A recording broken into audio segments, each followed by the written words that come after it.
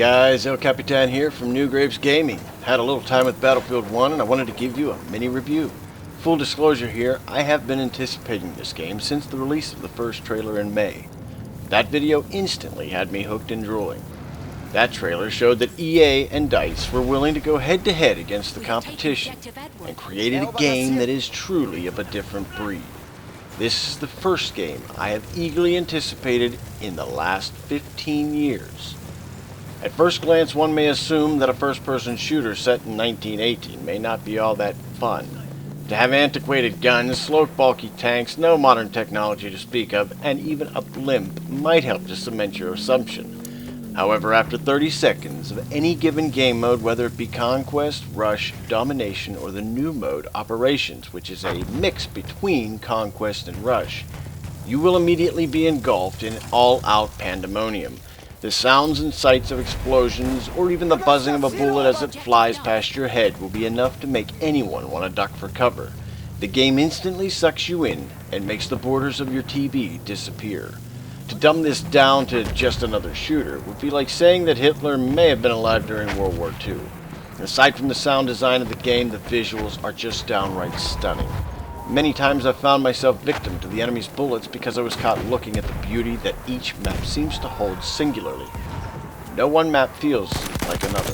I say that half cringing because the game shows the beauty of war. Not that war itself is a beautiful thing, far from it. If Battlefield 1 teaches anything, it is that war is hell. There have been several times where I've caught myself thinking how these soldiers must have felt in scenarios like the ones I was engaged in. To think that 100 years ago, before all the technology we take for granted today, there was a simplicity that was raw.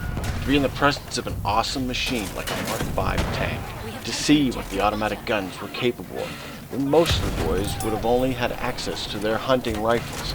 It was said to be an adventure for the ages, to go fight in the war to end all wars. Most boys found out that it was an adventure best left for books and magazine covers.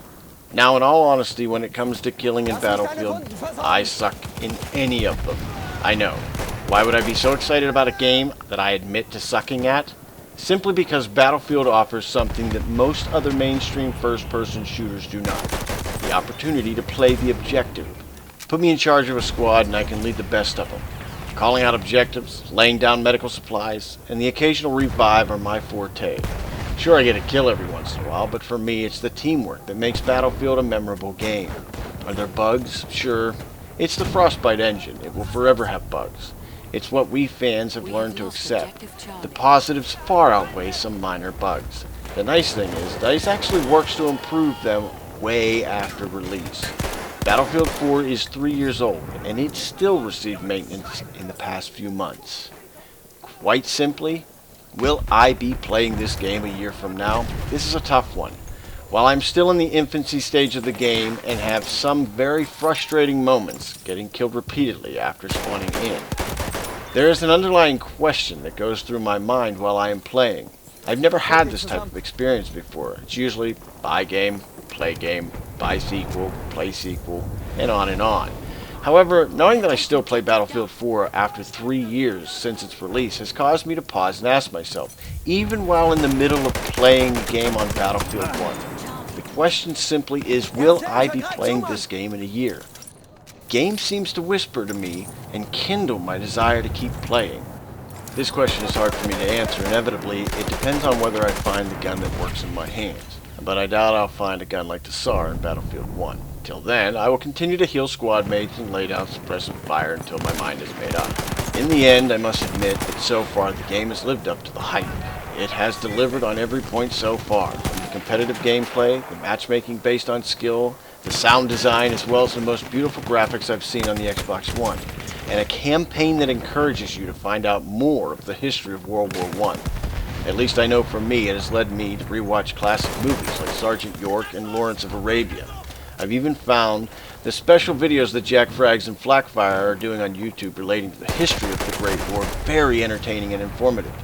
I even find myself watching documentaries on World War I.